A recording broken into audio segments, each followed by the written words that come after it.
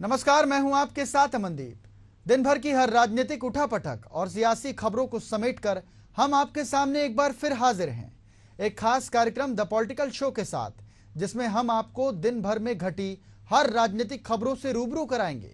तो चलिए कार्यक्रम की शुरुआत करते हैं।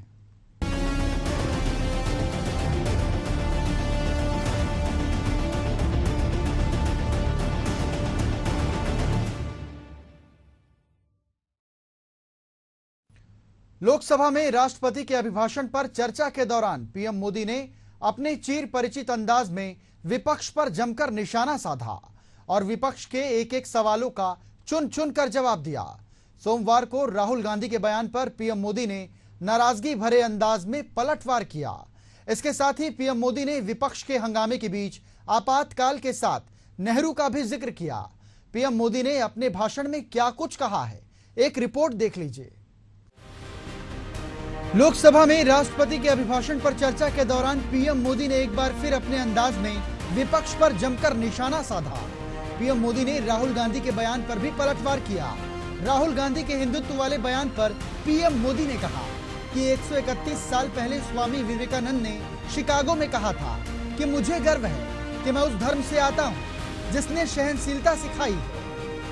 पीएम मोदी ने कहा कि गंभीर बात है कि हिंदुओं पर झूठा आरोप लगाने की साजिश हो रही है। ये आपके संस्कार हैं कि आप कहो कि हिंदू हिंसक होते हैं। ये देश कभी नहीं भूलेगा। पीएम मोदी ने राहुल गांधी पर करारा हमला करते हुए कहा, कल सदन में बालक बुद्धि का विलाप चल रहा था। सिंपैथी हासिल करने के लिए ड्रामा किया गया। वो भूल रहे हैं कि हजारों करोड़ रुपए की हेरफेर के मामले में जमानत पर बाहर है। ओबीसी वर्ग को चोर बताने पर सजा पा चुके हैं। आदरणीय सभापति जी, बालक बुद्धि में ना बोलने का ठिकाना होता है और न ही बालक बुद्धि में व्यवहार का कोई ठिकाना होता है। और जब ये बालक बुद्धि पूरी तरह सवार हो जाती है तो सदन में भी किसी के गले पड़ जाते हैं। ये बालक बुद्धि अपनी सीमाएं खो देती है तो सदन के अंदर बैठ करके आंखें मारते हैं, आंखें मारते हैं। इनकी सच्चाई आदरणीय सभापति जी अब पूरा देश समझ गया है। मैं आज एक गंभीर विषय पर आपका और देशवासियों का ध्यान आकर्षित करना चाहता हूं। कल जो हुआ, इस देश के कोटि कोटि देशवासी आने वाली सदियों तक माफ नहीं करेंगे। आदरणीय सभापति जी, 131 साल पहले, 131 ईयर पहले स्वामी विवेकानंद जी ने शिकागो में कहा था, मुझे गर्व है कि मैं उस धर्म से आता हूं जिसने पूरी दुनिया को सहिष्णुता और वैश्विक स्वीकृति सिखाई है। 131 साल पहले हिंदू धर्म के लिए विवेकानंद जी ने अमेरिका के शिकागो में दुनिया के दिग्गजों के सामने कहा था। आदरणीय सभापति जी, हिंदू सहनशील है, हिंदू अपनत्व को लेकर के जीने वाला समूह है। इसी कारण भारत का लोकतंत्र, भारत की इतनी विविधताएं, उसका वैविध्य की विराटता आज उसी के कारण पनपी है। और पनप रही है। आदरणीय सभापति जी, गंभीर बात है कि आज हिंदुओं पर झूठा आरोप लगाने की साजिश हो रही है, गंभीर षड्यंत्र हो रहा है। देश ने कल 1 जुलाई को खटाखट दिवस भी मनाया है।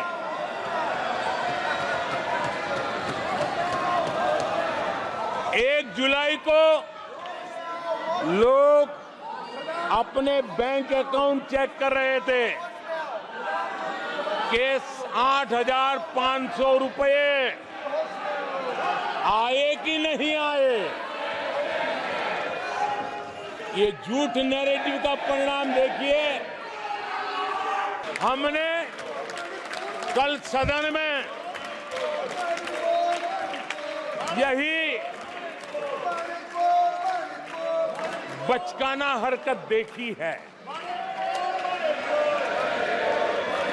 कल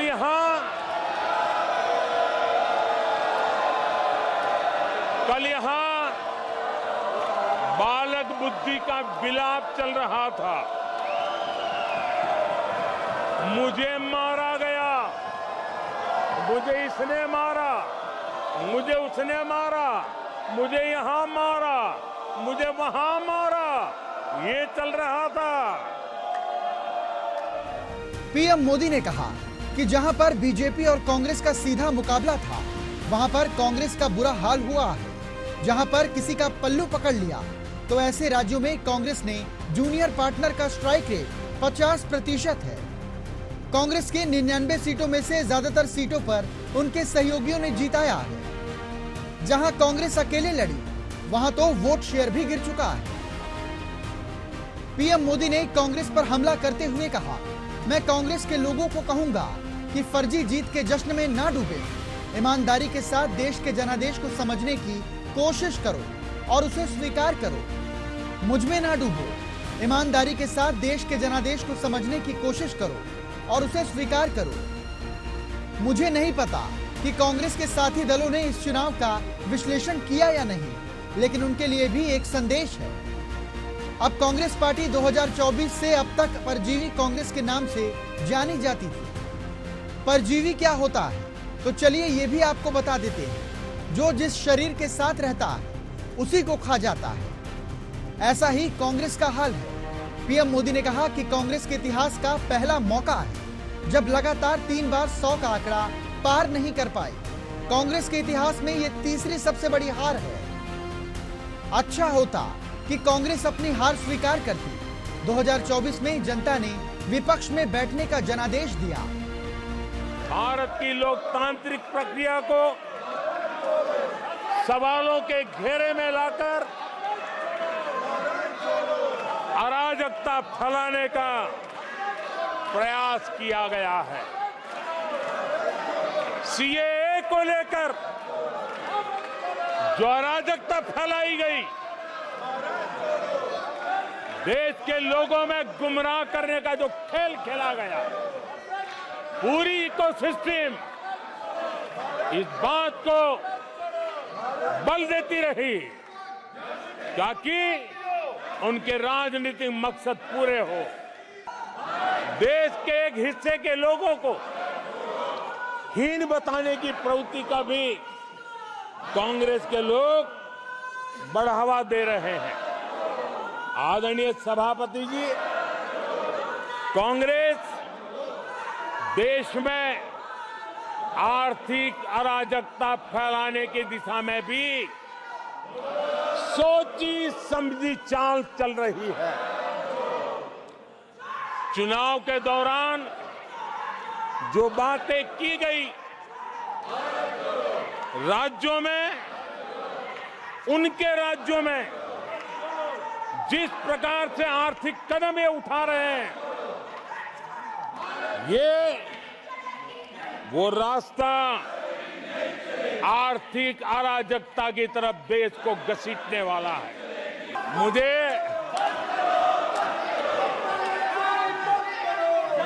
एक किस्सा याद आता है। आदरणीय सभापति जी, मुझे एक किस्सा याद आता है। 99 मार्क्स लेकर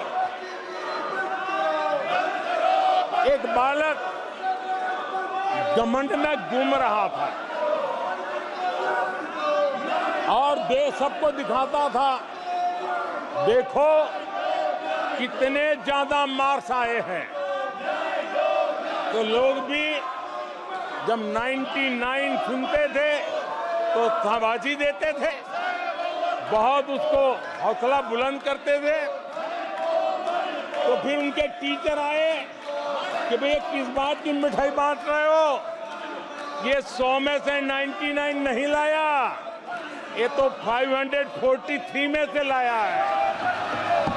कांग्रेस के इतिहास में ये तीसरी सबसे बड़ी हार है,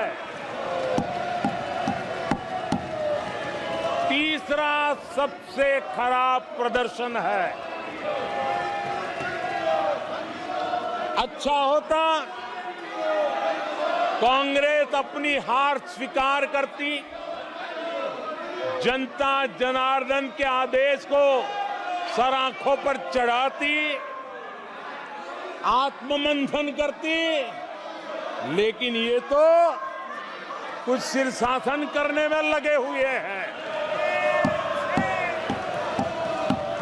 आए दिन अखबार खोलते थे तो घोटालों की खबरें ही पढ़ने को मिलती थी और सैकड़ों करोड़ के घोटाले, रोज नए घोटाले,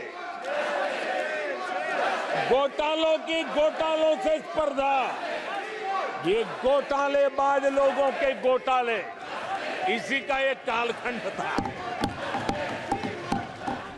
पीएम मोदी ने एक बार फिर से संसद में कहा कि मैं इन लोगों से डरने वाला नहीं, ना ही हमारी सरकार डरने वाली। आदरणीय सभापति जी, ये कितनी ही संख्या का दावा क्यों न करते हो। 2014 में जब हम आए राज्यसभा में, हमारी ताकत बहुत कम थी और चेयर का भी जरा झुकाव दूसरी तरफ था, लेकिन सीना तान करके देश की सेवा करने के संकल्प हम डिगे नहीं। मैं देशवासियों को कहना चाहता हूं, आपने जो फैसला सुनाया है, आपने हमें सेवा करने का जो आदेश दिया है, ऐसी किसी रुकावटों से न मोदी डरने वाला है, न ये सरकार डरने वाली है। जिन संकल्पों को लेकर के हम चले हैं, उन संकल्पों को पूरा करके रहेंगे। पीएम ने विपक्ष के हर सवालों का चुन चुन कर जवाब दिया। राष्ट्रपति के अभिभाषण पर चर्चा के दौरान पीएम मोदी ने हर मुद्दे पर बात की, जिन पर विपक्ष सरकार को आड़े हाथों ले रहा था। इसके साथ ही पीएम मोदी ने विपक्ष को चेतावनी भी दी कि जो जिस भाषा में समझेगा, उसे उसी भाषा में समझाया जाएगा। Bureau report, Asian news. 18वीं लोकसभा में राष्ट्रपति के अभिभाषण पर चर्चा के दौरान समाजवादी पार्टी के अध्यक्ष और कन्नौज सीट से सांसद अखिलेश यादव ने कई मुद्दों को लेकर केंद्र सरकार को जमकर घेरा। यही नहीं, चुनाव से पहले जो मुद्दे वो लगातार उठा रहे थे, उन पर भी उन्होंने खुलकर अपनी बात रखी। इसके साथ ही लोकसभा में अखिलेश यादव ने अपने भाषण के दौरान अलग अंदाज में पीएम मोदी पर हमला किया। अखिलेश यादव ने अपने भाषण में कई बार शायरी पढ़कर पीएम पर तंज कसा। अखिलेश यादव ने अपने भाषण के दौरान किन किन मुद्दों का जिक्र किया, एक स्पेशल रिपोर्ट में आपको सारे जवाब मिल जाएंगे।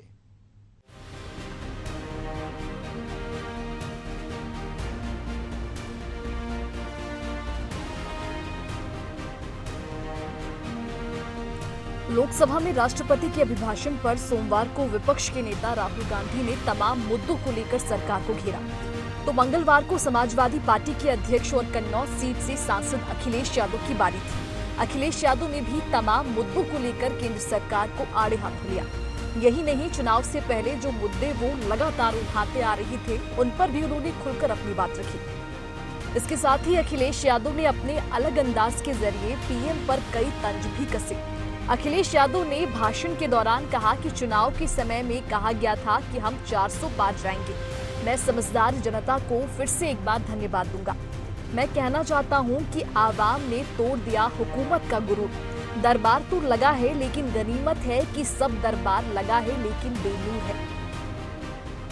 अखिलेश यादव ने आगे कहा कि पहली बार ऐसा लग रहा है कि हारी हुई सरकार विराजमान है। जनता कह रही है कि सरकार चलने वाली नहीं है, ये गिरने वाली सरकार है। अखिलेश यादव ने आगे शायरी पढ़ते हुए कहा कि ऊपर से जुड़ा हुआ कोई तार नहीं, नीचे कोई आधार नहीं, अधर में है जो अटकी हुई, वो तो कोई सरकार नहीं। पूरा इंडिया समझ गया है कि इंडिया ही प्रो इंडिया है। इस चुनाव में इंडिया की नैतिक जीत हुई है, ये इंडिया की सकारात्मक जीत है, ये सोशल जस्टिस मुहिम की विक्ट्री है। अखिलेश यादव ने नरेंद्र मोदी सरकार से सवाल पूछते हुए कहा है कि हंगर इंडेक्स में हम कहां खड़े हैं, हैप्पीनेस इंडेक्स में हम कहां खड़े हैं। चुनाव को जो लोग अपने तरीके से मोड़ते हैं, उनसे कहना चाहता हूं कि इस चुनाव के परिणाम ने तोड़ने वाली राजनीति को तोड़ दिया। धन, बल और छल की राजनीति की शिकस्त हुई, सकारात्मक राजनीति की शुरुआत हुई। संविधान ही संजीवनी है, उसी की जीत हुई है। अब मनमर्जी नहीं, जनमर्जी चलेगी। ऐसा कहा गया कि 400 पार। मैं समझदार जनता को फिर एक बार धन्यवाद दूंगा और मैं कुछ कहना चाहता हूं कि आवाम ने तोड़ दिया हुकूमत का गुरूर। दरबार तो लगा है पड़ा गमगीन में बेनूर है पर। अध्यक्ष महोदय, दरबार तो लगा है पर बड़ा गमगीन बेनूर है। और पहली बार ऐसा लग रहा है हारी हुई सरकार विराजमान है। जनता कह रही है चलने वाली नहीं सरकार। अध्यक्ष महोदय, जनता कह रही है चलने वाली नहीं, ये गिरने वाली सरकार है। और क्योंकि ऊपर से जुड़ा कोई तार नहीं, नीचे कोई आधार नहीं, अधर में जो है अटकी हुई, वो तो कोई सरकार नहीं। दरअसल पूरा इंडिया समझ गया है कि इंडिया ही प्रो इंडिया है। इस चुनाव में इंडिया अलायंस की नैतिक जीत हुई है। ये पीडीए इंडिया की सकारात्मक राजनीति, पॉलिटिक्स जो पॉजिटिव है, पॉजिटिव पॉलिटिक्स की जीत हुई है। ये इंडिया पीडीए की सोशल जस्टिस मुहिम की विक्ट्री है। 2024 का परिणाम हम इंडिया वालों के लिए जिम्मेदारी से भरा पैगाम भी है। और अगर हम यूं कहें अध्यक्ष महोदय कि 15 अगस्त 1947 अगर उपनिवेशिक राजनीति से आज़ादी का दिन था, तो 4 जून 2024 देश के लिए सांप्रदायिक राजनीति से आज़ादी का दिन रहा। ये सांप्रदायिक राजनीति के अंत और सामुदायिक राजनीति की शुरुआत है। जहां सांप्रदायिक राजनीति का अंत हुआ है, वहीं सामुदायिक राजनीति की शुरुआत हुई है। सबसे अच्छी बात हुई ये है कि इस चुनाव में सांप्रदायिक राजनीति की हमेशा के लिए हार हो गई है। और जो लोग चुनाव को अपने तरीके से मोड़ते हैं, मैं उन्हें कहना चाहता हूं कि अध्यक्ष महोदय, इस चुनाव के परिणाम ने तोड़ने वाली राजनीति को तोड़ दिया है और जोड़ने वाली राजनीति की जीत हुई है। इस चुनाव में धन, छल, बल की नकारात्मक राजनीति की शिकस्त हुई है। ये चुनाव जो देश का हुआ, ये सकारात्मक राजनीति का नया दौर शुरू हुआ है। इस बार प्रो कॉन्स्टिट्यूशन वालों की जीत हुई है। हम मानते हैं संविधान ही संजीवनी है, उसी की जीत हुई है। ये संविधान मंथन में संविधान रक्षकों की जीत हुई है। अब ऊपर से नीचे की राजनीति का अंत हो गया है। अब नीचे से जो समाज की जो आवाज उठेगी वही राजनीति का आधार बनेगी। मैं कहना चाहता हूं कि देश किसी की व्यक्तिगत महत्वाकांक्षा से नहीं, जन आकांक्षा से चलेगा। मतलब अब मनमर्जी नहीं, जनमर्जी चलेगी। इस चुनाव का बड़ा पैगाम यही है। अखिलेश यादव ने राष्ट्रपति के अभिभाषण पर बोलते हुए तमाम मुद्दों, किसानों को एसएसपी, आवारा पशु, अग्निवीर को लेकर सरकार को घेरा, तो वहीं अयोध्या को लेकर तंज कसते हुए छत टपकने से लेकर रेलवे स्टेशन की दीवार गिरने तक के मुद्दे को भ्रष्टाचार से लेकर सरकार को घेरा। इस दौरान उन्होंने वो मुद्दे भी उठाए जिन्हें राहुल गांधी ने अपने स्पीच में शामिल नहीं किया था, जबकि चुनाव से पहले वो इन पर खुलकर बोल रहे थे। अखिलेश यादव ने सदन में एक बार फिर जातीय जनगणना और ईवीएम के मुद्दे पर सरकार को घेरा और कहा कि जातीय जनगणना के बिना सामाजिक न्याय संभव नहीं है। यही नहीं, उन्होंने ये भी कहा कि उन्हें ईवीएम पर कतई भरोसा नहीं है। जब भी उनकी सरकार आएगी तो वो सबसे पहले ईवीएम को हटाने का काम करेंगे। ईवीएम को लेकर अखिलेश यादव ने कहा है कि जब आचार संहिता लागू हुई तो कुछ लोगों पर सरकार और चुनाव आयोग बहुत मेहरबान रहा।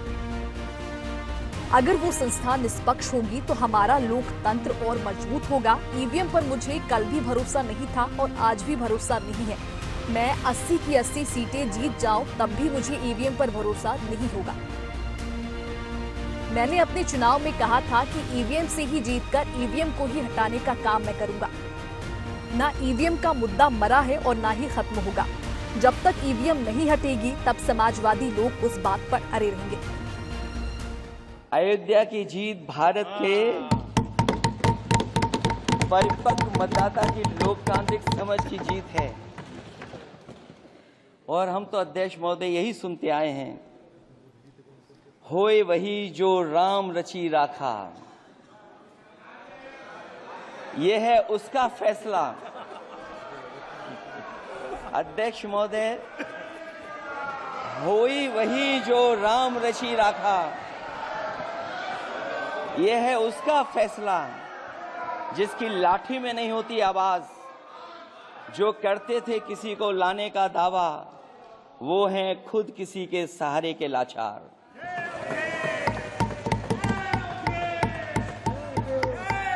अध्यक्ष महोदय, मैं फिर कह देना चाहता हूं, होए वही जो राम रची राखा। यह है उसका फैसला जिसकी लाठी में नहीं होती आवाज। जो करते थे किसी को लाने का दावा, वो हैं खुद किसी के सहारे के लाचार। हम अयोध्या से लाए हैं उनके प्रेम का पैगाम। हम अयोध्या से लाए हैं उनके प्रेम का पैगाम, जो सच्चे मन से करते हैं सबका कल्याण। सदियों में जन जन गाता है जिनके गान, अभय दान देती जिनकी मंद मंद मुस्कान, मानवता के लिए उठता जिनका तीर कमान। अध्यक्ष महोदय, जो असत्य पर सत्य की जीत का है नाम, उफनती नदी पर जो बांधे मर्यादा के बांध, वो है अवध के राजा पुरुषोत्तम प्रभु राम। हम अयोध्या से लाए हैं उनके प्रेम का पैगाम। मैं मॉडल ऑफ कंडक्ट जब चुनाव हुआ, लागू हुआ, उस समय मैंने देखा कि कुछ लोगों पर मेहरबान रही सरकार और कमीशन भी। कई, मैं बहुत डिटेल में नहीं जाना चाहता हूं अध्यक्ष महोदय, लेकिन कहीं ना कहीं प्रश्न उस संस्था पर भी लगा है, और अगर उस संस्था पर प्रश्न लगा है तो लगाने वाली सरकार की वजह से